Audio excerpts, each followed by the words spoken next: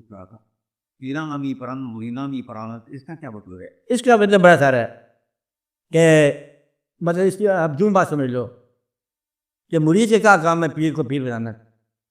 مرید گیا پیر کے پاس، نقلی پیر کے پاس، اصلی مرید چلا گیا. کیا چلا گیا؟ اصلی بھی ہاں نقلی پیر کے پاس بھی کہتے جناب دعا کرو میرا بیٹا بیمار ہے. اب نقلی پیر نے سوچا اس کے بیٹا ٹھیک ہونا چاہیے، کیا دنیاوی ضرورت ہو اس کی. پھر نقلی پیر نے دعا کی، جاگ کے آسمان ہلا دیا. وہ جب آسمان ہلانے لگا تو وہ اصلی پیر بن گیا. ہاں نہیں سر بھائی ساری کہانی ہے. کیا ہے کہتے کام گئے ہم ان کے پاس گئے حرف آرزو بن کر، حریم ناز میں پہنچے تو بے نیاز ہوئے. تو اللہ کی ساری پہنچ گیا اس کے لیے. اللہ کو تو کیوں ہے بھائی آدھی رات کو بولے بھائی یہاں پر کیا لینے آیا، بس اتنی بات سے عرفان مل گیا، اللہ کی بات سننا. تو مرید کی تکلیف جو ہے اب پیر کو بہت دور پہنچائی. اس کے تو کلب بھی ٹھاکو مجھے تو اللہ کے پاس چلا گیا نا اس کی دعا لینے کے لیے. انہوں نے کہا یہ بڑی تکلیف ہے دعا کر.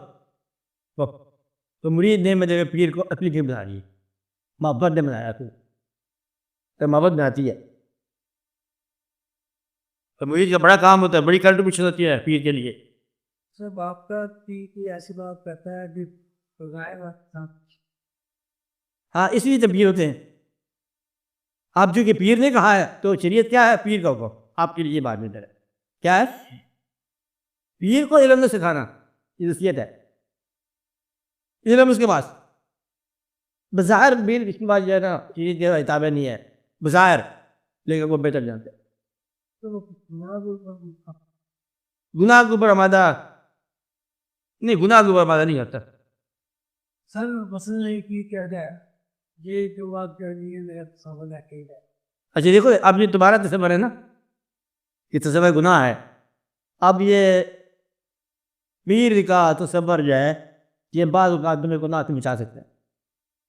شرک سے شرک کیا رہے ہو ہیں، باپ کا تصور تمہیں گناہ سے بچا سکتا ہے، استاد کا تصور تمہیں جہالت سے بچا سکتا ہے. تصور تم خدا کا رکھنا چاہتے ہو، دیکھے بغیر کیا تصور رکھو گے بتاؤ آپ؟ خدا کا تصور کیا رکھتے؟ خدا کیا حضور پاک کا رکھو. حضور پاک کو بھی نہیں دیکھا ہمیں. یہ تو یاد سے پیر پڑ رہا ہے کہ خواجہ صاحب کا دادا صاحب سے لاہور میں ہے. دادا صاحب مزار ہی دیکھا، دادا صاحب نے دیکھا تصور کیا ہوگا. پھر امرتسر بھرنا اگر آپ پیر جائے اور ایک شکل دوسری شکل کے مطابق ڈھلی ہوئی ہے تو صحیح ہے.